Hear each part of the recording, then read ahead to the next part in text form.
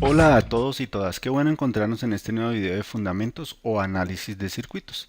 En el video anterior estuvimos trabajando un tema de ley de corriente de Kirchhoff y para ello utilizamos un concepto en un video previo que era el de nodos y ramas. En ese mismo video nosotros trabajamos la definición de lo que eran los lazos. Ese concepto, perdón, de lazos lo vamos a aplicar en el video de hoy que tiene que ver con la ley de tensión de Kirchhoff. Ley de tensión o ley de voltajes. Los textos, si usted encuentra LTK es la abreviatura para ley de tensión. Puede encontrarlo también como LVK, como ley de voltaje de Kirchhoff. Son dos que usted encuentra. Básicamente, esta ley lo único que nos habla es que a través de un lazo, eso es importante, a través de un lazo, la suma de los voltajes en las ramas o elementos nos tiene que dar cero. Ahora, aquí viene algo que puede ser, que va a depender del autor o del gusto que uno tenga a la hora de trabajar. Y es la convención de signos a la hora que nosotros estamos trabajando. Como la ley de tensión de Kirchhoff habla de una suma de voltajes alrededor de un lazo, entonces nosotros en nuestro circuito tenemos que pensar en los lazos. Los lazos pueden ser grandes, pequeños. Recuerde que un lazo es independiente si por lo menos posee un elemento, una rama está solamente recorrida por ese lazo. Si es una rama independiente. Por ejemplo, acá B1 solamente recorrida por este elemento también es solamente recorrido, pero este entonces vendrá a ser recorrido por el primer lazo y por el segundo lazo. ¿Listo? Entonces, pero al tener estos dos elementos que son independientes, entonces decimos que esos lazos son independientes. Y los lazos independientes dentro de un circuito generan un sistema de ecuaciones que se puede solucionar. Ecuaciones independientes. Entonces, a nivel de la convención de signos existen básicamente dos formas de mirarlo. Cuando yo establezco mi lazo y establezco esa flecha, estoy diciendo en ese sentido lo voy a recorrer, lo puedo recorrer en sentido horario o en sentido antihorario, no hay problema. Ahora, si yo lo recorro en este sentido, el primer signo con el que me encuentre en el elemento va a ser el signo que yo voy a colocar al voltaje. En este caso, por ejemplo, al llegar a este elemento encuentra un más, entonces aquí le escribo más para el primer lazo, entonces escribamos acá, vamos a escribir más 1, o sea, 1 voltio. ¿Listo? En el siguiente también encuentra un más, o sea que va a ser un más 5.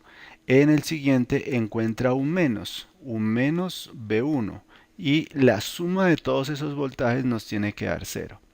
De tal forma que si nosotros nos damos cuenta, aquí podemos ver que V1 para que la igualdad se dé tiene que ser de 6 voltios. Vamos al lazo número 2. En el lazo número 2 entonces nosotros ¿qué tenemos? Arranca por este elemento que es de 2 voltios y es positivo, entonces lo escribimos 2. Pasa por este elemento que tiene más B2, entonces porque llega acá por el signo positivo, entonces más B2. Y a este elemento llega por el signo negativo, entonces vamos a escribirle menos 5 voltios igual. Bueno, quitémosle acá la unidad, se la dejamos solamente al final y esto nos da 0. ¿Qué quiere decir? 2 menos 5 nos da menos 3. ¿Qué quiere decir? Que B sub 2 es igual a 3 voltios. Ahora, yo puedo establecer esa convención, pero también puedo establecer la convención que si va de más a menos es una caída de tensión y si va de menos a más es una subida de tensión. Las caídas las puedo colocar como negativas y las subidas como positivas. Entonces, una forma alternativa que usted puede encontrar, eso va a depender del gusto. Entonces, aquí va a ser menos 1 voltio porque es una caída negativa. Esto es menos 5 voltios porque es negativa, es una caída. Esta es más B1 porque es una subida, entonces más B1 es igual a cero, lo mismo. Entonces aquí podríamos hablar que la suma de las caídas es igual a la suma de las subidas, ¿sí? Entendiendo que los elementos resistivos generan caídas de tensión y las fuentes generan subidas de tensión. ¿Listo? En términos generales. Ahora, acá si nosotros nos damos cuenta, el B1 también nos da los mismos 6 voltios. No va a haber diferencia. Es como si nosotros pensáramos en esta primera ecuación, la multiplicáramos toda por menos uno. Entonces, al multiplicarla toda por menos uno nos queda exactamente igual. ¿Cuál de las dos convenciones nosotros vamos a utilizar? Con la que usted se sienta más a gusto. Indistintamente yo puedo utilizar esta o esta a través de los videos que vienen de análisis de circuitos. ¿Listo? Entonces ya hicimos este 211, un ejercicio muy sencillo que podemos ver. Ahora vamos a hacerlo algo más complejo, porque vamos a tener tres mallas. Nos dimos cuenta que para poder encontrar un voltaje a lo largo del lazo, por ejemplo del lazo, si teníamos una sola incógnita podríamos encontrar directamente. En este ejercicio, el 2.12, nos están pidiendo los tres voltajes B1, B2 y B3. Y la clave para esos voltajes entonces es cómo voy a organizar las mallas. Por ejemplo, el B1, puedo pensar entonces que voy a establecer esta malla, ¿sí? Esta va a ser mi malla. Y sobre esa malla entonces vamos a establecer la ley de voltajes o ley de tensión. Entonces, para la malla 1, ¿qué vamos a decir? Este arranca por menos porque toca el elemento por el signo menos. Este también toca el elemento por el signo menos, entonces menos 50. Este toca el elemento por el signo más, entonces más 20. Este toca el elemento por el signo más, entonces más B1, y la suma de todas las voltajes a lo largo del lazo o la malla nos tiene que dar 0. Quiere decir que esto es menos 40, menos 90, menos 70, o sea que B1 es igual a 70 voltios.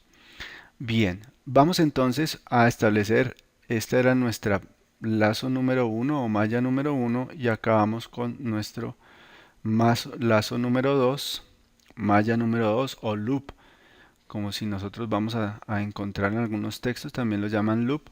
Entonces acá para la malla 2 o lazo 2, entonces arranca con un positivo, 30 viene con un negativo, menos B2, menos, porque lo toca con el signo menos, menos 20 igual a 0. 30 menos 20 nos da 10, menos lo dejamos al otro lado, nos queda que B2 es igual a 10 voltios. ¿Listo? Nos queda la tercera malla.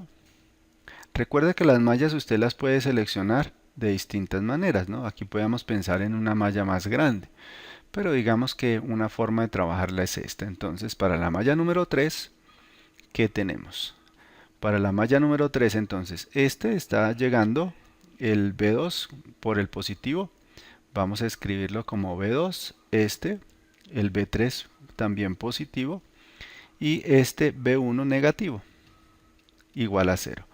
B2 lo tengo que es 10. B3 no lo tengo. B1 sí lo tengo que es 70, menos 70, igual a 0.